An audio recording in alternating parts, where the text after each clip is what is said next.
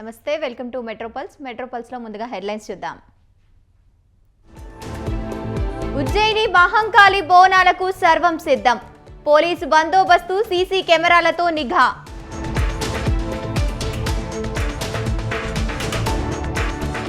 మోసపూరిత హామీలిచ్చి అధికారంలోకి వచ్చారు. రేవంత్ సర్కారు టార్గెట్ గా కవిత ఫైర్. సికింద్రాబాద్ లో కాంగ్రెస్ వర్సెస్ బీఆర్ఎస్, చెక్కుల పంపిణీలో పోటాపోటీగా నినాదాలు.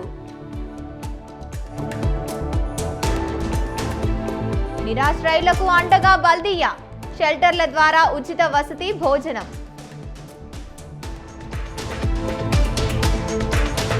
అర్ధరాత్రి గుంపులుగా రోడ్లపై తిరగొద్దు.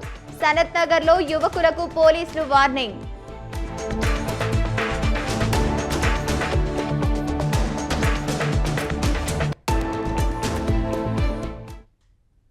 సికింద్రాబాద్ శ్రీ ఉజ్జయిని మహంకాళి బోనాలకు సర్వం సిద్ధమైంది.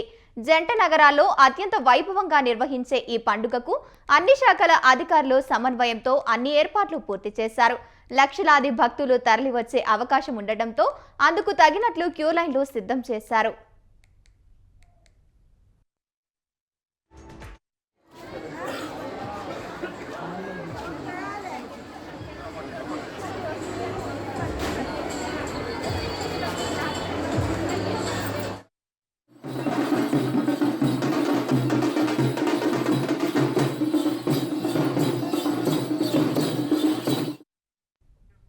ఏటా ఆషాఢ మాసంలో జంట నగరాలలో సికింద్రాబాద్ ఉజ్జయిని మహంకాళి బోనాలు ఘనంగా నిర్వహిస్తారు.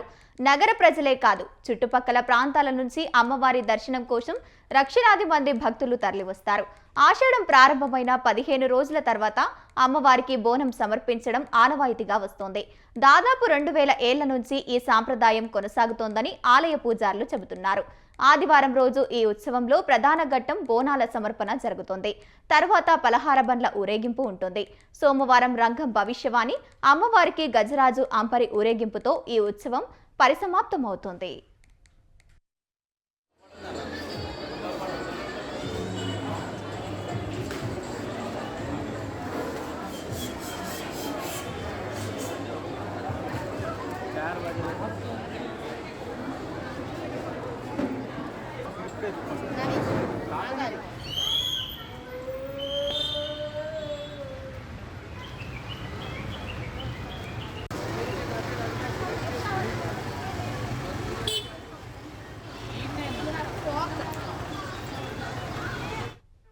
బోనాల సందర్భంగా ప్రభుత్వం తరఫున వివిధ కళా సాంస్కృతిక వేదికలను పలుచోట్ల ఏర్పాటు చేశారు. అంతేకాకుండా సంస్కృతి సాంప్రదాయాలకు ప్రతీకగా నిలిచే విధంగా LED స్క్రీన్లను పలు ప్రాంతాల్లో భక్తులు తలకించేలా విధంగా సౌండ్ సిస్టంలు ఏర్పాటు చేశారు. అంతేకాకుండా మొబైలు, టాయిలెట్స్, అత్యవసర వైద్య సేవల నిమిత్తం చికిత్స కేంద్రాలు, స్వాగత వేదికలు, కంట్రోల్ రూమ్లు, ఎలక్ట్రిసిటీ కంట్రోల్ రూమ్లను ఏర్పాటు చేశారు.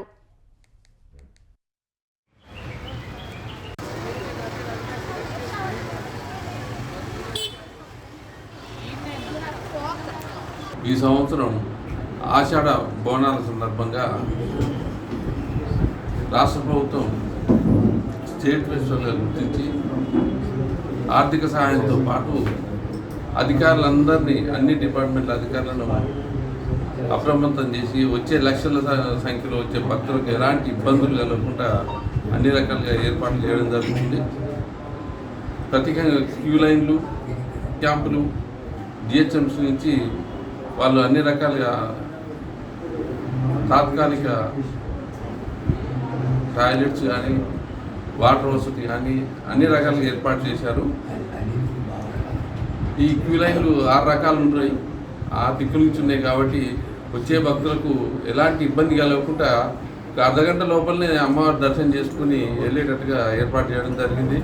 అంతేకాకుండా బోనాలు తీసుకొచ్చే భక్తులకు కూడా మధ్యాహ్నం 1 నుంచి 4 గంటల వరకు సమయం కేటాయించడం జరిగింది. వారు సంతోషంగా ఆడుకుంటూ అమ్మవారికి ఆ బోనం సమర్పించడానికి వీలు కల్పించారు. అదేవిధంగా భక్తులకు ఎలాంటి మంచినీటి వసతికి ఇబ్బంది కలగకుండా లక్షల సంఖ్యల నీటి ప్యాకెట్లను ఏర్పాటు చేసి ఇబ్బంది కలగకుండా చూస్తున్నారు. 2500 మంది పోలీసులతోటి అనుక్షణం వచ్చే భక్తులకు ఎలాంటి ఇబ్బంది కలగకుండా వాళ్ళకి రక్షణ కల్పించడం జరుగుతుంది. ఈ సంవత్సరం ఆషాఢ బోనాల సందర్భంగా రాష్ట్ర ప్రభుత్వం స్టేట్ ఫెస్టివల్గా గుర్తించి ఉజ్జయిని మహంకాళి బోనాల జాతర సందర్భంగా భారీ బందోబస్తు ఏర్పాటు చేశారు పోలీసులు. 1500 మంది పోలీసులతో ఈసారి బందోబస్తు ఏర్పాటు చేశారు. ఎలాంటి అవాంఛనీయ సంఘటనలు జరగకుండా నిఘా పెట్టమంటున్నారు పోలీసులు. ప్రతి ఇంచు కవర్ అయ్యేలా సీసీ కెమెరాలను ఏర్పాటు చేశామని, భద్రతపై ఎప్పటికప్పుడు మానిటరింగ్ ఉంటుందన్నారు. కమాండ్ కంట్రోల్ రూమ్ ద్వారా ఉన్నతాధికారుల పర్యవేక్షణ ఉంటుందని డీసీపీ స్పష్టం చేశారు.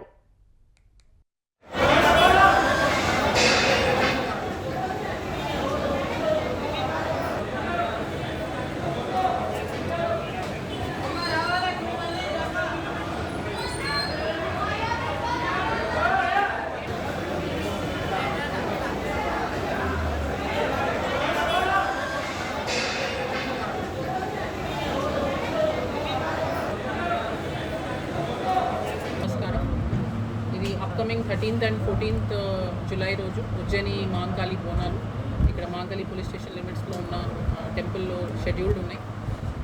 దీని గురించి ఇలా కొంచెం పబ్లిక్కి ఇన్ఫర్మేషన్ ఇద్దామని ఈ ప్రెస్ మీట్ పెట్టడం జరిగింది. దీంట్లో మెయిన్లీ 6 రూట్స్ క్యూ లైన్స్ ఈ బందోబస్తులో పెట్టడం జరిగింది. ఆ మ్యాప్ కూడా మేము పబ్లిక్కి రిలీజ్ చేస్తాము. మ్యాప్ ప్రకారం మీ కన్వీనియంట్ ఉన్న రూట్తో మీరు ఈ క్యూ లైన్స్కి రావచ్చు పబ్లిక్. ఆల్సో శివశక్తుల కోసమని ఒక సెపరేట్ టైమింగ్ 1 to 3 ఆఫ్టర్నూన్లో 1 PM to 3 PM this time శివశక్తులు జోగిన్నులు వీళ్ళ కోసమని ఒక separate route like Bata junction దగ్గర ఉన్న రూట్ నుంచి వాళ్ళు 1 o'clock to 3 o'clock మధ్యలో వస్తే వాళ్ళకి డైరెక్ట్ యాక్సెస్ ఆర్చ్ వరకు ఇస్తాం జరుగుతుంది. దీంట్లో ఎండోమెంట్ డిపార్ట్మెంట్ సైడ్ నుంచి కూడా ఒక ఆఫీసర్ స్పెషలీ డెప్యూట్ అయ్యారు. అండ్ మా సైడ్ నుంచి పోలీస్ డిపార్ట్మెంట్ నుంచి కూడా ఆఫీసర్స్ డెప్యూట్ అయ్యారు. వాళ్ళ ప్యాసేజ్ స్మూత్గా వాళ్ళని తీసుకొని వస్తాను. సో మా రిక్వెస్ట్ టు ఆల్ ది శివశక్తులు అండ్ జోగినులు ఈ 1 to 3 PM టైంలో మీరు కల్తీ కల్లు ఘటనలను ఉపేక్షించే ప్రసక్తే లేదన్నారు మంత్రి జూపల్లి కృష్ణారావు. ఇటీవలే జరిగిన కల్తీ కల్లు ఘటనకు సంబంధించి బాధ్యులపై కేసులు నమోదు చేయాలని తెలిపారు. వికారాబాద్లో నూతనంగా నిర్మించిన ఎక్సైజ్ స్టేషన్ భవనాన్ని స్పీకర్ గడ్డం ప్రసాద్ కుమార్తో కలిసి మంత్రి జూపల్లి ప్రారంభించారు. కల్తీ కల్లు ఘటనలు, ఫుడ్ పాయిజన్లు పెట్టాల్సిన అవసరం లేదన్నారు. దీన్ని అరికట్టడానికి శాశ్వత పరిష్కారం దిశగా ప్రభుత్వం అడుగులు వేస్తోందన్నారు. గౌడ సోదరులు సంక్షేమం, జీవన ఉపాధి కోసం పెద్ద ఎత్తున ఈత, తాటి చెట్లను నాటే కార్యక్రమం చేపడతామన్నారాయన.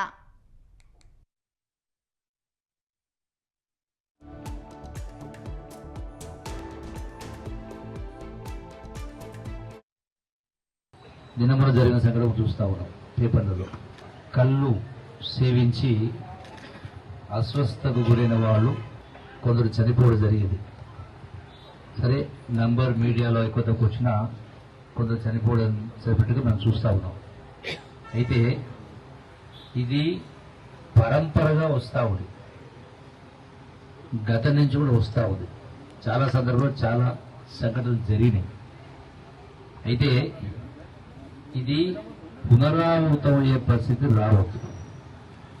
ఏదో ఒక రోజున దీనికి ఇటువంటి సంఘటన జరగకుండా ఫుల్ స్టాప్ పెట్టాల్సిన అవసరం ఉంది.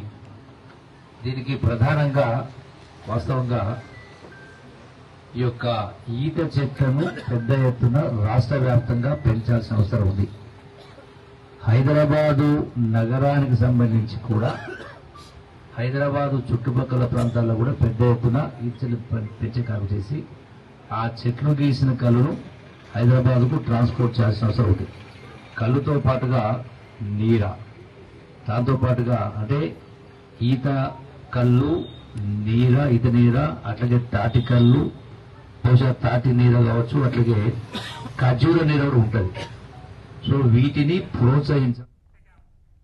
సికింద్రాబాద్ జీహెచ్ఎంసీ మల్టీపర్పస్ ఫంక్షన్ హాల్లో బీఆర్ఎస్ కాంగ్రెస్ శ్రేణుల మధ్య వాగ్వాదం చోటు చేసుకుంది.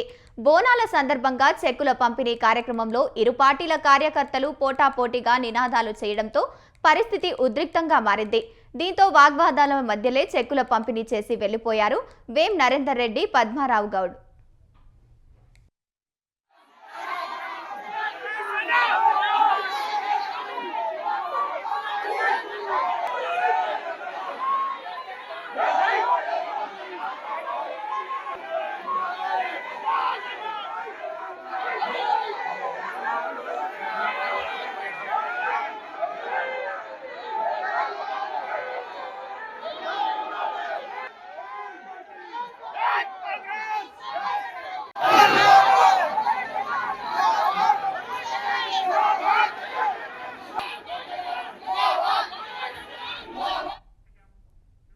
తెలంగాణ ప్రజలకు దొంగ హామీలిచ్చి రేవంత్ రెడ్డి గద్దెనెక్కారని విమర్శించారు బీఆర్ఎస్ ఎమ్మెల్సీ జాగృతి అధ్యక్షురాలు కవిత. రంగారెడ్డి జిల్లా షాద్నగర్ నియోజకవర్గం కేశంపేట మండలంలోని వేముల్ నర్వ కాకునూరు గ్రామంలో కవిత పర్యటించారు. ఆడబిడ్డలకు ప్రతి నెల ఇస్తానన్న గృహలక్ష్మి హామీ ఏమైందని ప్రశ్నించారామె.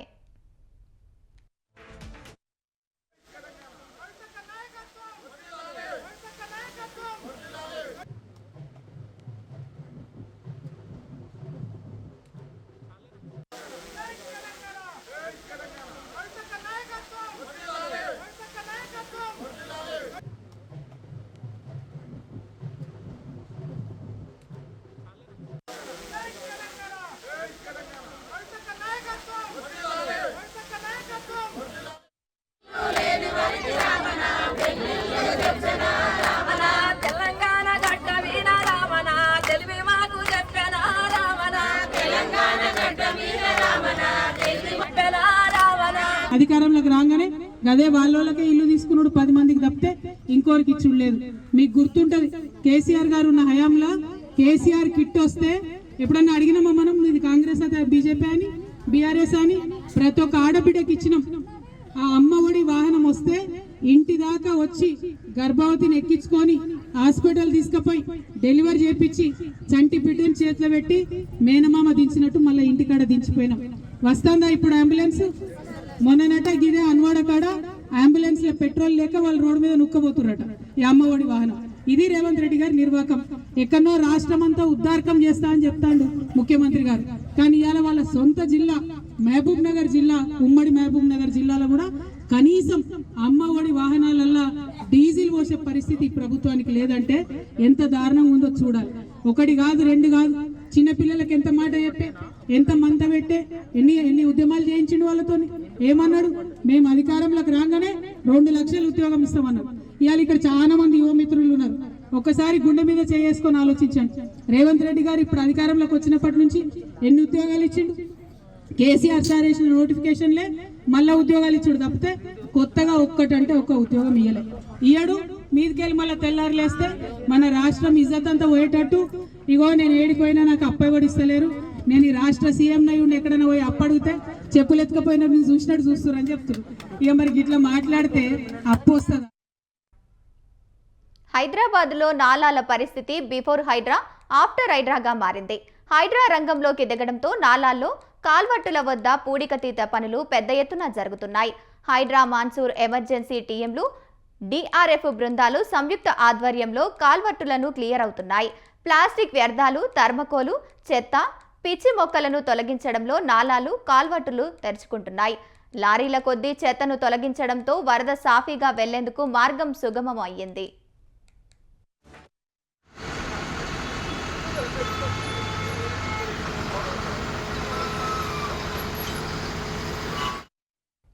ఈ నెల 1వ తేదీ నుంచి హైడ్రా మాన్సూర్ ఎమర్జెన్సీ టీంలు, హైడ్రా డిఆర్ఎఫ్ బృందాలు సంయుక్తంగా ఆధ్వర్యంలో ఆపరేషన్ నాలా కాల్వట్టుల క్లీనింగ్ పనులు మొదలయ్యాయి.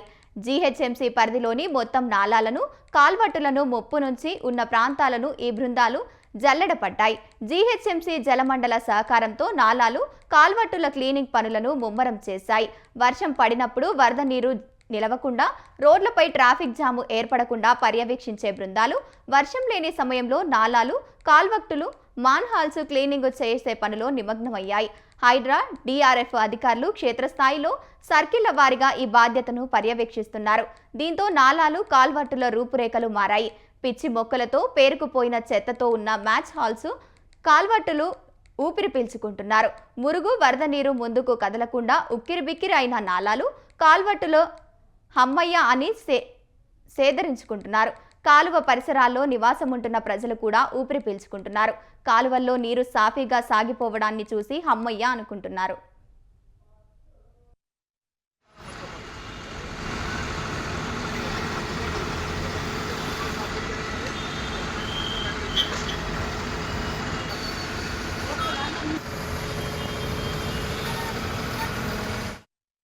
నాలాల్లో చెత్తనే కాదు, అక్రమాలను కూడా హైడ్రా తొలగించుతోంది. ఖైరతాబాద్ శ్రీధర్ ఫంక్షన్ హాల్ వద్ద బుల్కాపూరు నాలా అక్రమాలను తొలగించింది. కుక్కట్పల్లి ఐడిఎల్ చెరువు నాలా అక్రమాలను కూడా తొలగించింది. ఖైరతాబాద్ చౌరస్తా వద్ద నాలా కాల్వట్టులో పెద్ద ఎత్తున పేరుకుపోయిన వ్యర్థాలను హైడ్రా యుద్ధ ప్రతిపాదికన తొలగించింది. లాంగ్ ఆర్ము జేసీబీలతో చెత్తతో పాటు థర్మకోలు, ప్లాస్టిక్ వ్యర్థాలను తొలగించి అక్కడి నుంచి తరలించడంతో హైడ్రా పనితీరుపై స్థానికులు సంతృప్తి వ్యక్తం చేస్తున్నారు.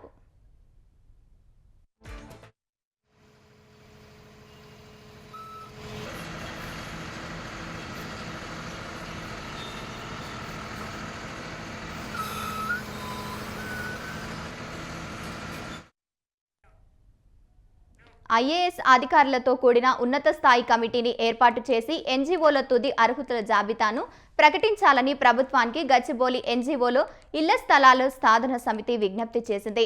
ప్రభుత్వ ఉద్యోగుల ఏళ్ల నాటి ఎన్జీఓల స్థలాలను సమితి అధ్యక్ష కార్యదర్శులు పాండురంగారావు, నరసింగరావు అన్నారు. న్యాయస్థానాల్లో కేసు కొలిక్కి వచ్చినా అర్హులైన వారికి ఇళ్ల స్థలాలు ఇప్పటికీ అందకపోవడం విచారకరమన్నారు.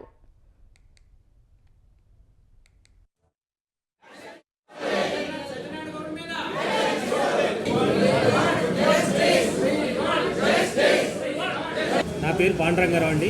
గచ్చిబౌలి ఇళ్ల స్థలాల సాధన సమితి ప్రెసిడెంట్. మా ఇళ్ల స్థలాల సమస్య గత 20 సంవత్సరాలుగా ఇలాగే పెండింగ్లో ఉంటూ వస్తుంది. అందుకని మేము ఒక సంఘాన్ని స్థాపించి దీని మీద పోరాటం సాగిస్తున్నాము. ఇది 2008లో ప్రభుత్వం ఆల్రెడీ ఆమోదించి లిస్టు ఫైనల్ చేసి ల్యాండ్ అలాట్ చేయడం జరిగింది. నాయకుల అత్యుత్సాహము లేకపోతే ధనదాహం వల్ల దాన్ని సీనియారిటీ ప్రకారంగా పంచి ఉంటే అప్పుడే సెటిల్ అయిపోయేది. కానీ వాళ్ళు సీనియారిటీ వదిలేసి లాటరీ సిస్టమ్ లోపల పంచుదామని చెప్పి జూనియర్లకి ఆ ప్లాట్లో అమ్ముకునే ఆలోచన లోపల చేసేటప్పటికి సీనియర్లైన మేమందరము కోర్టుకు పోయి స్టే తీసుకురావడం జరిగింది. స్టే తీసుకొచ్చిన తర్వాత కూడా 22 కోట్లతో మా దగ్గర నుంచి కలెక్ట్ చేసిన డబ్బులతోటి అక్కడ డెవలప్మెంట్ చేశారు. ఎలక్ట్రిసిటీ కానీ, డ్రైనేజ్ కానీ, రోడ్స్ అన్నీ చేయడం జరిగింది. అయిన తర్వాత 2014లో కొత్తగా తెలంగాణ వచ్చిన తర్వాత కొత్త ప్రభుత్వం రాగానే ఆ ల్యాండ్ని వెనక్కి తీసుకోవడం జరిగింది. కారణం ఏంటంటే దీన్ని ఇప్పటివరకు ఇల్లు కట్టుకోలేదు. వేరియస్ కోర్టు కేసుల వల్లనే అది డిలే అయింది. కానీ దాని మీద మా డబ్బులు ఆల్రెడీ 22 కోట్లు ఖర్చు పెట్టాము. కాబట్టి ఇట్లా వెనక్కి తీసుకోవడం అన్యాయం అని చెప్పేసి సొసైటీ తరఫున కోర్టులో వేసిన తరుణంలో స్టే చేయడం జరిగింది. ఆ స్టే ఆర్డర్స్ కూడా ఏమున్నాయంటే not to allocate to any other third party.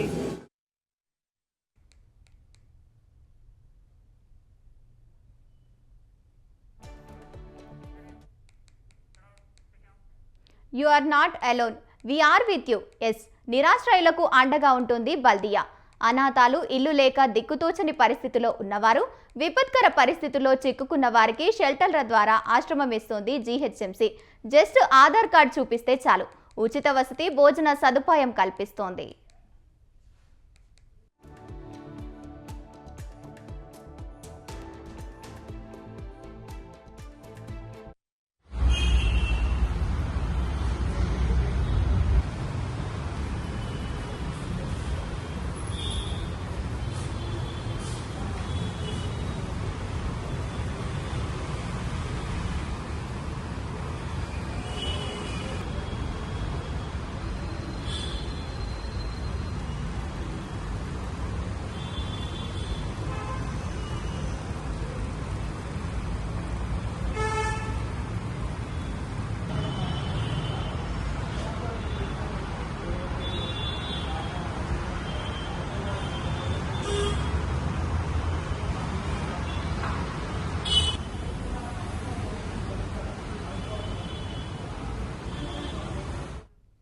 GHMC పరిధిలో మొత్తం 18 షెల్టర్లు ఉన్నాయి.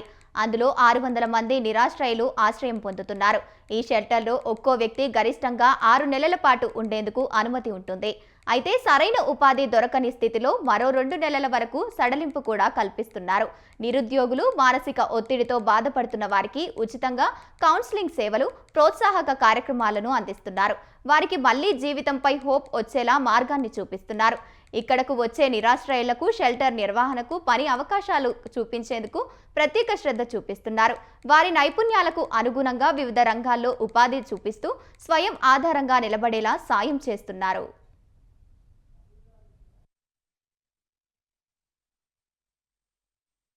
పేరు రామాంజనేయులు. మన షెల్టర్ జిహెచ్ఎంసి తరపున మన అమనోదిక ఎన్జిఓ రన్ చేస్తుందండి. ఇది దాదాపుగా 15 years అవుతుంది మాకు షెల్టర్ పెట్టి. ఇక్కడ చాలా మంది హోమ్లెస్ పీపుల్ వస్తుంటారు. జిహెచ్ఎంసి తరపున పోలీస్ త్రూ లోకల్ పీపుల్ చెప్పినప్పుడు కూడా అలాగే అన్ని పోలీస్ స్టేషన్లో షెల్టర్ అడ్రస్ ఇచ్చేసి వస్తాము. చాలా మంది రోడ్ల మీద ఉన్నప్పుడు వాళ్ళ ఫ్యామిలీ గ్రౌండ్ బాగలేనప్పుడు, అలాగే అక్కడ వర్క్ లేని వాళ్ళు ఉంటారు. కొంతమంది సిటీకి ఏంటంటే ఏదైనా ఉద్యోగం కోసం చాలా మంది వస్తుంటారు హైదరాబాద్కి. అలా వచ్చినప్పుడు వాళ్ళ దగ్గర అమౌంట్ ఉండకపోవడం ఏంటంటే అంటారు, చాలా మంది రైల్వే స్టేషన్లోనో బస్ స్టాండ్లోనో ఉంటుంటారు. అలా ఉండడం వల్ల ఏమవుతుందంటే వాళ్ళంతా డబ్బు లేక కొంచెం హెల్త్ కూడా బాగుండదు, ఫుడ్ సరిగా ఉండదు.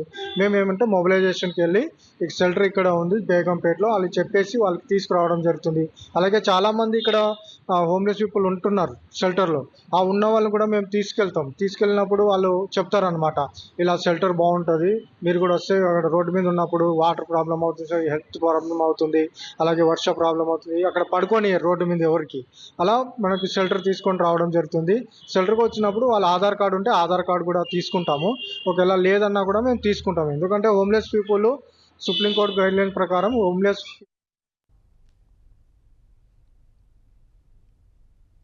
నేను క్లాక్ టవర్ మీద ఉంటుంటే ఇక్కడ వచ్చేవాడిని. ఇక్కడికి వచ్చా. ఫస్ట్లో నోరు రాదు, మాట రాదు, ఏది రాదు. వచ్చినప్పుడు బాగుంది. బెడ్షీట్లు అన్నీ ఫుడ్ గిడ్డు నెంబర్ 1 ఇక్కడ బాగుంటుంది. ఇక్కడ ఫస్ట్ నేను పనికి పోతున్నా, వంట మాస్టర్. వంట మాస్టర్ నేను వచ్చి 2 సంవత్సరాలు అయింది. ఫస్ట్లో 2 సంవత్సరాలు అయింది. అవతల పక్క పేషెంట్లు అప్పుడు ఫస్ట్, ఇప్పుడు పనికి పోతున్నా. తినడానికి ఇక్కడ ఫుడ్ గిడ్డు నెంబర్ 1. స్నానం చేయడం ఏం ఇబ్బంది లేదు సార్, ఏం ఇబ్బంది లేదు. ఫుడ్ విషయంలో నెంబర్ 1, ఏ విషయంలో అయినా నెంబర్ 1. ఫస్ట్లో ఈ షెల్టర్ల నిర్వహణలో జీహెచ్ఎంసీతో పాటు mission for elimination of poverty in municipal areas, ఇతర స్వచ్ఛంద సంస్థలు కూడా భాగస్వాములవుతున్నాయి. గ్రేటర్ హైదరాబాద్ పరిధిలోని పేదలకు, నిరాశ్రాయులకు ఆశగా నిలుస్తున్న ఉచిత షెల్టర్ల సేవలు ప్రస్తుతం మరింత విస్తృతంగా అందుబాటులో ఉన్నాయి. ముఖ్యంగా ప్రధాన ప్రభుత్వ ఆసుపత్రులు ఉన్న ప్రాంతాల్లో ఈ షెల్టర్లు ఉన్నట్టు అధికారులు తెలిపారు.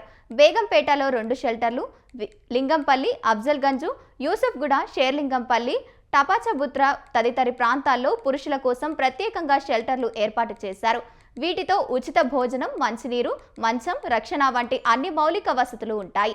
మహిళల కోసం ప్రత్యేకంగా ఉప్పల్, దిల్సుఖ్ నగర్, గోల్నాకల్ వంటి ప్రాంతాల్లో షెల్టర్లు ఏర్పాటు చేశారు. ఈ షెల్టర్లు మహిళల గౌరవం, గోప్యత కాపాడేలా భద్రతాపరమైన అన్ని సూచనలను పాటిస్తూ ఈ షెల్టర్లు నడుపుతున్నారు.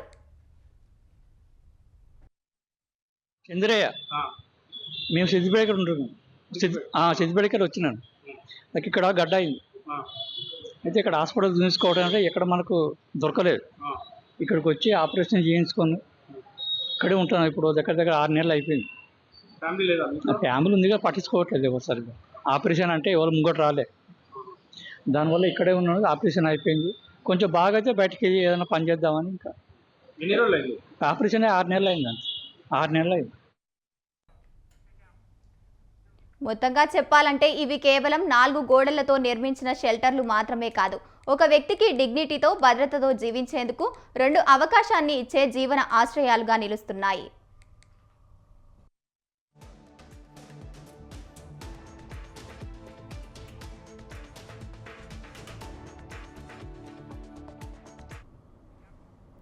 ఇళ్లకే కాదు, ఆలయాలకు కూడా రక్షణ లేకుండా పోతోంది.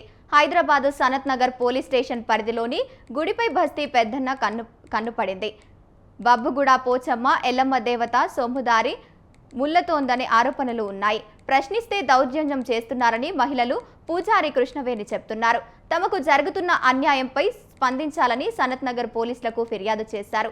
దేవుళ్ల సొమ్ము దారి మళ్లిస్తూ ప్రశ్నిస్తున్న తమపై దాడికి పాల్పడుతున్న వారిపై చట్టపరమైన చర్యలు తీసుకోవాలని కంప్లైంట్లో కోరారు. కృష్ణవేణి, నేను ఏజే క్లాస్ ఫ్యాక్టరీ దగ్గర బబ్బుగూడ అమ్మవారి టెంపుల్ చేస్తుంటే నేను 72 నుంచి చేస్తున్నా.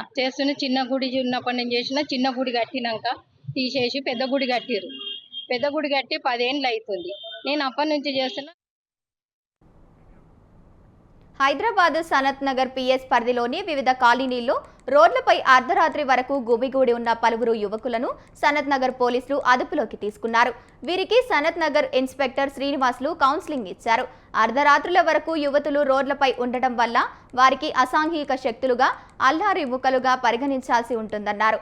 దొంగతనాలు, చైన్ స్నాచింగ్ లాంటి సంఘటనలు జరిగి స్టేషన్కు పిలిచి విచారించాల్సి ఉంటుందన్నారు. ఇలాంటివి మళ్లీ రిపీట్ కాకుండా చూసుకోవాలని యువతకు సూచించారు.